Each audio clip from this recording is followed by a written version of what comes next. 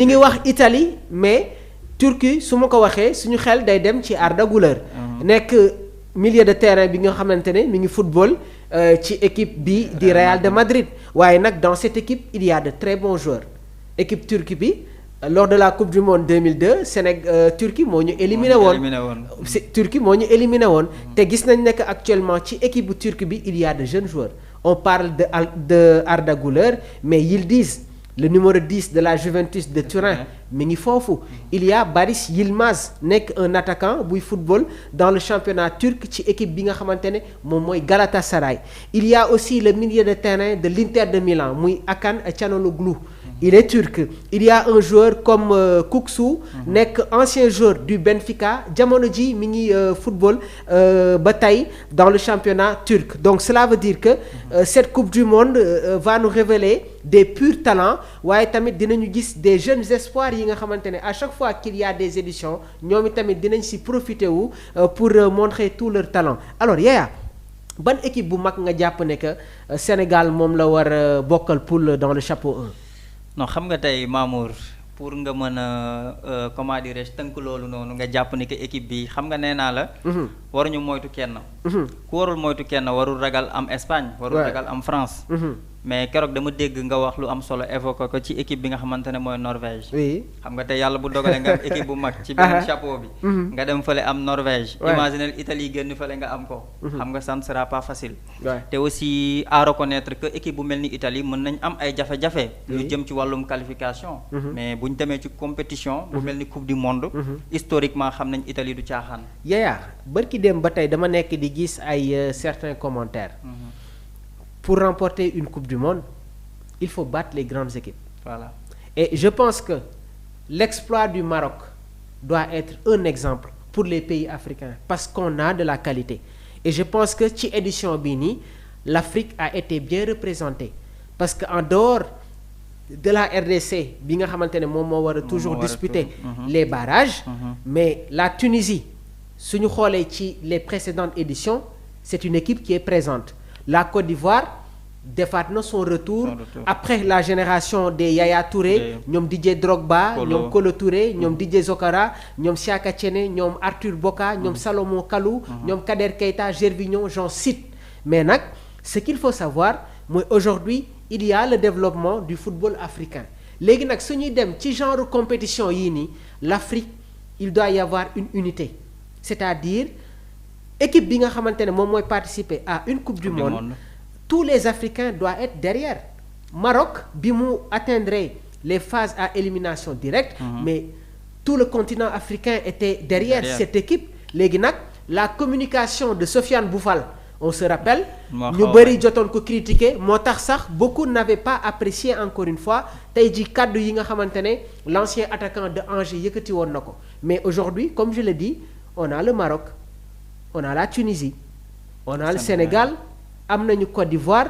la RDC ñi ngi koy xaar l'Afrique du Sud le Cap-Vert donc cela veut dire que aujourd'hui on a des équipes yi nga xamante ne mun nañu dem créer l'exploit mais nag je suis sénégalais tu es sénégalais man mon rêve et li nga xamante ne gëm naa ko mooy le Sénégal sera la première équipe africaine à remporter la Coupe du Monde parce que on a les joueurs de qualité tey jii nag suñu demee ba équipe bi di frotter wu avec les grandes équipes du monde comme le Brésil l'Angleterre cela signifie beaucoup de choses donc je pense que le plus important mooy ñi nga xamante ne ñoom ñoo nekk tey jii au niveau de la fédération au niveau du staff technique ba si ministère des sports bi nañuy déglu kàddu yi nga xamante ne mi ngi jóge sur les différents acteurs du football tout le temps damay def cette précision là il y a des personnalités yi nga xamante ne ils ne sont pas au niveau du ministère ils ne sont pas au niveau de la fédération sénégalaise de football et pourtant c'est des adeptes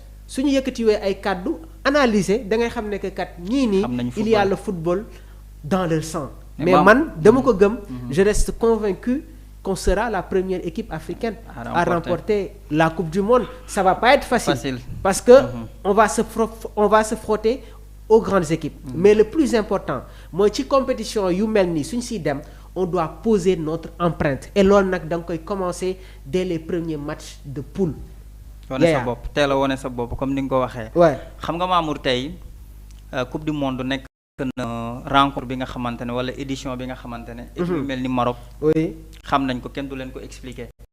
te Tunisie aussi doon na équipe bi nga xamante ne mën naa ne tubaab yi yabuñu ko. parce que xam na nan lay def ba gañe leen. oui te Sénégal aussi am na ci expérience. wax na la ko sànq. xam nga tey.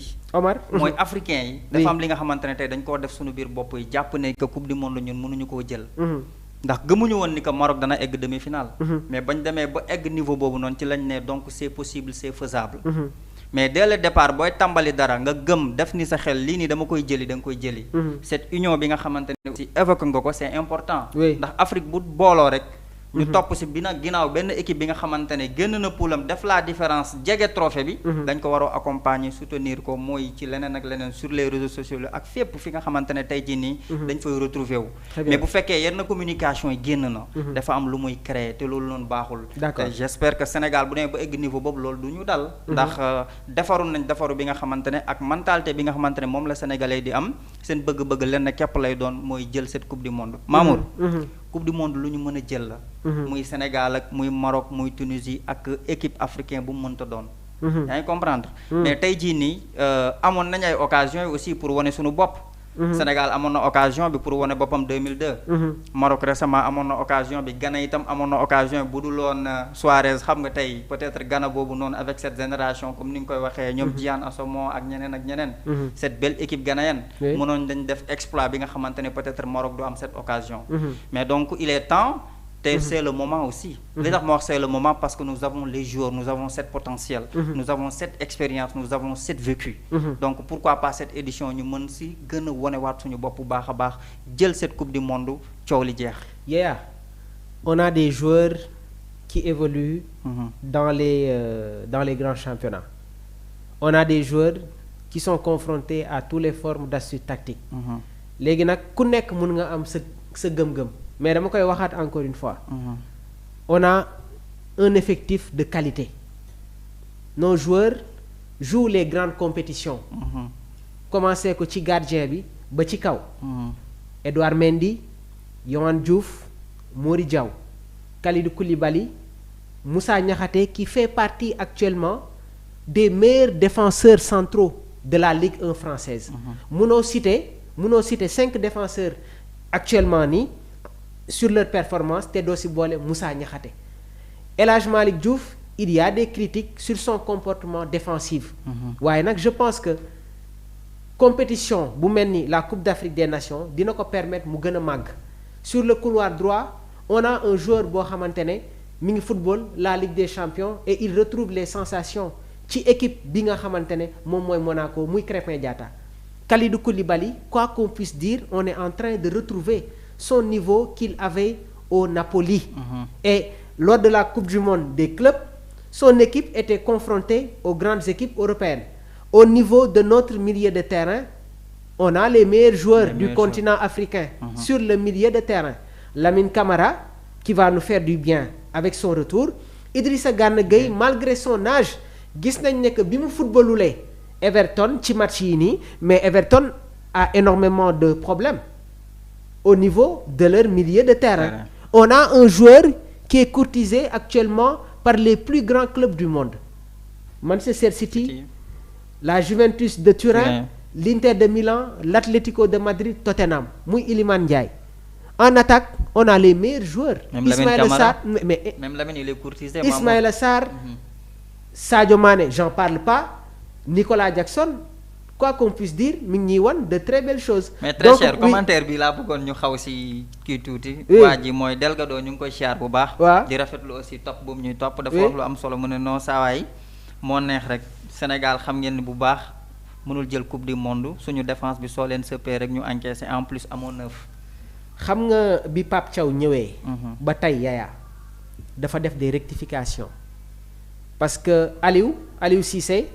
Avant muy dem on avait constaté beaucoup de fébrilité défensive am na ay matchs yoo xamante ne on a pris des buts dans les ultimes minutes dans les dernières secondes de la partie Pape Thiaw bi mu ñëwee football na ay matchs si je me rappelle bien bu ñu footballee contre Irlande ak Angleterre si la ñuy soog a rey l'invincibilité de l'équipe donc il y a eu des clean sheets qui se sont succédés et man loolu ça m'a rassuré léegi nag match référence bu équipe nationale du Sénégal c'est face à l'Angleterre et pourtant bi ñuy football ak ñoom ils avaient leurs meilleurs joueurs ñoom Bukayo Saka ils étaient là ñoom Harry Kane ñoom Declan Rice léegi nag Pape Thiaw dafa am loo xamante ne daf ko essayer contre le Brésil ça n'a pas marché mais c'était une leçon boo xamante ne indi na ci ay rectification parce que yow tey jii en tant que technicien en tant que analyste